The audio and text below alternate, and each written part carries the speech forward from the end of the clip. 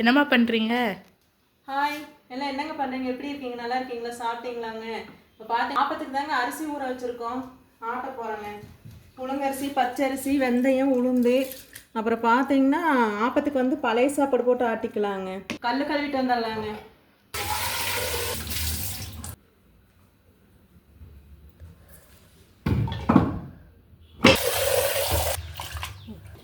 அரிசி அரைச்சிக்கலாங்க.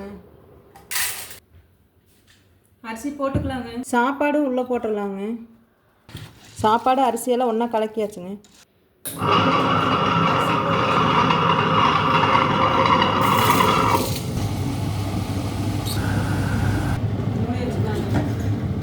ஆட்டுப்படட்டுங்க. மாவு தோண்டிக்கலாங்க.